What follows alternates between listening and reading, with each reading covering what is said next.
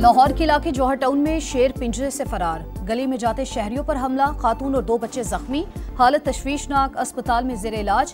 Police के मुताबिक farm house में रखे शेर का जंगला खुला रह गया था। तर्जुमान महकमा वाइल्ड लाइफ के मुताबिक आजम मुर्तजा नामी शख्स ने बगैर लाइसेंस शेर को डेरे पर रखा हुआ था। शेर दीवार कूदकर बाहर आ गया।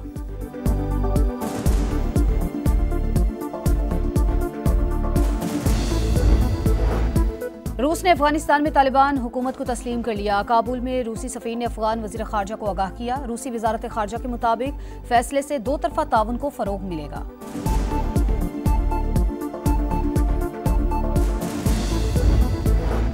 जब नंबर पूरे होंगे तो अदम एतमाद की तहरीक लेकर आएंगे। गवर्नर फैसल करीम कुंडी ने तबले जंग बजा दिया। Programme red line with Talat में गुफ्तगू में कहा, ऑपोजिशन के पास 52 से 54 अरकान हैं, 20 से 30 मजीद चाहिए। जैसे ही नंबर पूरे होंगे जमहूरी हक इस्तेमाल करेंगे। सूबे में बद इंतजामी और करप्शन उरूज पर है। हुकूमत की तब्दीली लोगों के लिए यौम निजात होगा।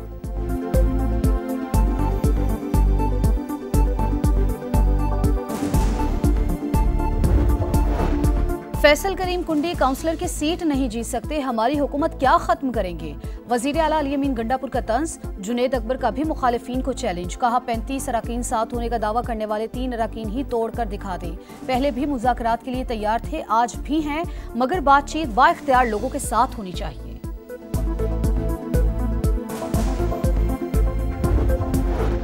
ईरान इसराइल सीज फायर के पीछे भी वर्दी है। जंगबंदी में वज़ीर आज़म का बड़ा किरदार है। पाकिस्तानी क़यादत ने आलमी लीडर्स को कायल किया। वज़ीर दाखिला मोहसिन नकवी का उलमाए कराम से खिताब में इंकिशाफ, कहा भारतीय हमले के वक्त आर्मी चीफ डटकर खड़े थे।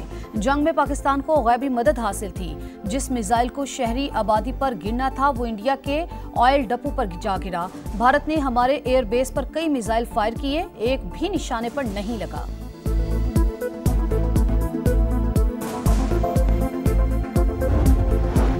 इक्तिसादी ताउन तंजीम के सरबराह इजलास में शिरकत के लिए वज़ीर आज़म शहबाज शरीफ आज़रबाईजान पहुँच गए। शूशा काराबाख में वज़ीर सकाफत ने इस्तकबाल किया। वज़ीर आज़म कॉन्फ्रेंस में इलाकाई और आलमी चैलेंजेस पर पाकिस्तान का नुक्ता नज़र पेश करेंगे। तिजारत के फ़रोग और तवानाई के शोबे में ताउन के इक़दामात पर जोर देंगे। वज़ीर आज़म की तंजीम के रुकन ममालिक के सरबराहान से मुलाकातें भी शेड्यूल।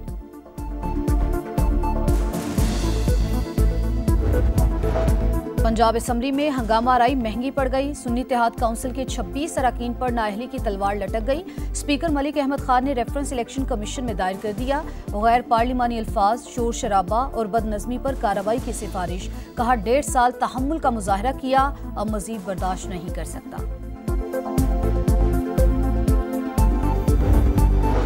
तनख्वाह में इजाफे पर ख्वाजा आसिफ की मुसलसल तनकीद पर अयाज सादिक के सब्र का पैमाना लबरेज। वजीर आजम को खत लिखकर शिकायत लगा दी, कहा फैसला वफाकी काबीना का था, मेरा कोई ताल्लुक नहीं। बेशक तनख्वाह मत बढ़ाएं। अयाज सादिक ने मामला वजीर आजम पर छोड़ दिया। फैसले तक बढ़ी हुई तनख्वाह लेने से भी इनकार।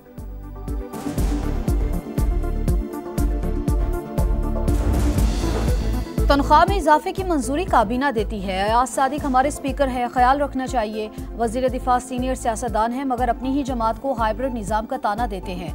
वजीर रेलवे हनीफ अब्बासी की ख्वाजा आसिफ पर तनकीद। Programme red line with Talat में गुफ्तगू में तहरीक इंसाफ को भी मशवरा, कहा बातचीत के लिए साफ दिलो दिमाग के साथ आएं, माफीनामे भी साथ लाएं। मुआफी मिलेगी तो मुज़ाकरात होंगे।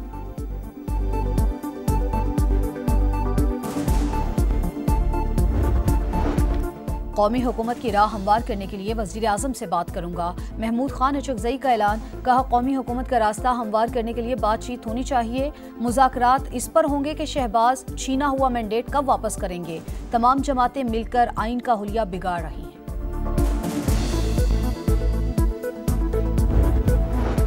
मुल्क के मुख्तलिफ शहरों में बारिशों के बाद नदी नालों में तोगयानी। करक में 12 साल का बच्चा बरसाती नाले में डूबकर जा बहक। बनू में दरियाए कुरम में फंसे 2 शहरियों को बचा लिया गया। कोहलू की गाड़ दारोग नदी में सैलाबी सूरत हाल, ट्रैफिक की रवानी मुतासिर। 6 से 10 जुलाई तक मुख्तलिफ इलाकों में मूसलाधार बारिशें होंगी।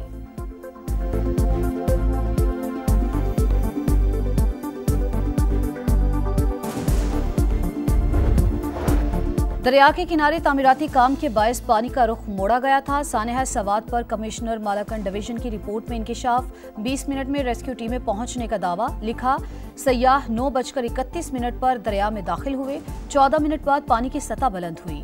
9:45 पर रेस्क्यू को कॉल की गई। 10:05 पर इमदादी टीमें जाए वक़ुआ पर पहुंची।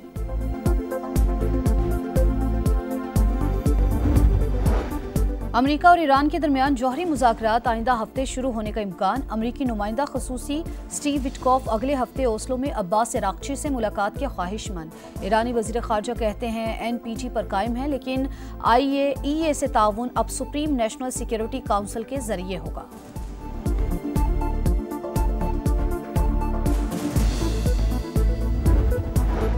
और मुनफरिद अंदाज मखसूस रक्स। लोक गुलकारी के बादशाह अलन फ़कीर की 25वीं बरसी। अली बख्श उर्फ अलन फ़कीर मदाहों के दिलों में आज भी जिंदा।